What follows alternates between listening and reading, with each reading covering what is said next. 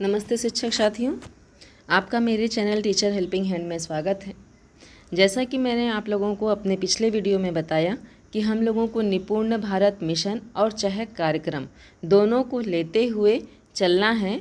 अभी कक्षा 1 का संचालन उसके अनुसार से ही हमें कराना है, तो उसी क्रम में मैं आगे आप लोगों को बताती हूँ। मैंने कहा था कि मैं आगे आप लोगों के साथ विस्तार से चर्चा करूँगी, तो उसी क्रम में देखिए ये तो हमारा PDF है जो मेरे सभी शिक्षक साथियों के पास पहुँच गया होगा, और अगर इसमें कहीं प्रॉब्लम होगा तो आप लोग कमेंट सेक्शन में लिखिएगा।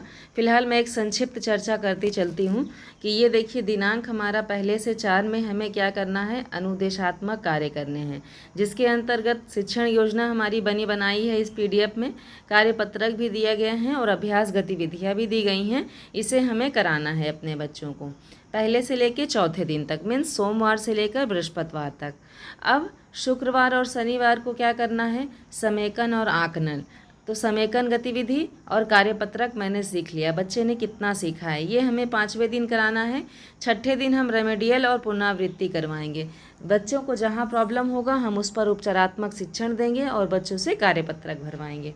फिर लास्ट हमारा 7वां दिन रहेगा जिसमें हम लोग गृह कार्य देंगे संडे के लिए बच्चों को कार्यपत्रक का। तो ये हो गया। अब देखिए इसी के अनुसार से ये टाइम टेबल भी बना हुआ है। 3 आपका पीरियड हिंदी विषय का रहेगा। शुरुआत के सभी पीरियड तीनों हिंदी विषय के होंगे, और फिर गणित का है, इंग्लिश। इस तरह से है ये हमारा टाइम टेबल, इसके अनुसार से ही हमें पढ़ाना है। तो देखिए जो मैं मुख्य बात आप लोगों से बताना चाह रही हूँ, इस PDF को समझ लें आप लोग कि इस PDF के अनुसार से किस तरह से, क्योंकि PDF सभी के पास अवेलेबल है और मैं अपने डिस्क्रिप्शन में भी दे दूँगी, आप लोगों को अवेलेबल हो जाएगा। तो इसको PDF समझ लें कि किस तरह से आपको करना है क्या चीज़। अब इसमें देखिए ऊपर कक्षा 1 दिया है, सप्ताह 1, ध्यान दें यहाँ सप्ताह 1 दिवस 1। अब कालांश भी फर्स्ट, देखिए यहाँ येलो से बना हुआ है, ये कालांश फर्स्ट है। अब कालांश फर्स्ट में क्रिया के साथ परिचय देना, तैयारी और सामग्री में स्थानीय कविता, चार्ट पेपर, स्थानीय कविता का चयन पहले से कर लें।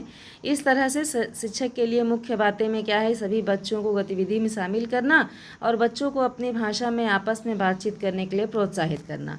ये है, ये मौखिक भाषा, कालांश के बगल में देखिए मौखिक भाषा लिखा हुआ है, तो ये मौखिक भाषा के अंतर्गत आता है।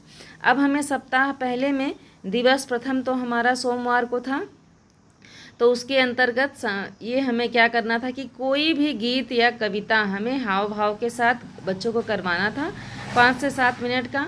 उसके बाद बच्चों से अपना परिचय देना, देखिए यहाँ दिया है कि अपना परिचय दें और अभिवादन के तौर पर कोई क्रिया करें, जैसे टीचर जो भी हैं, मैम जी, सर जी, वो अपना परिचय दें। और उसके बाद फिर इस तरह से हमें अपने बच्चों से एक्टिविटीज़ करानी है। ये देखिए सब कुछ इसमें दिया हुआ है, तो इसी के अनुसार से इस क्रिया को हमें 20 से 25 मिनट में करा लेना है।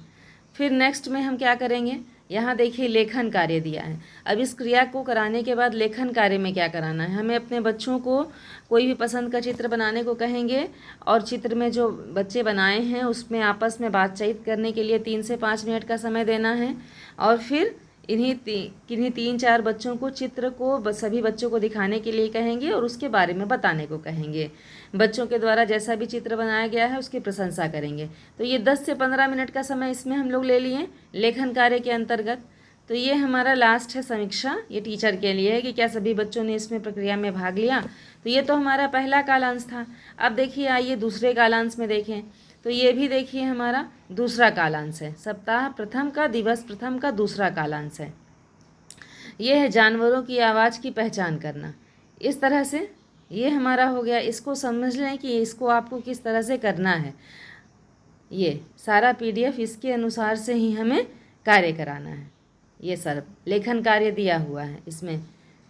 फिर देखिए सप्ताह प्रथम दिवस प्रथम का हमारा तीसरा कालांश ये है, माँ और बच्चे की कहानी बच्चों को सुनानी है।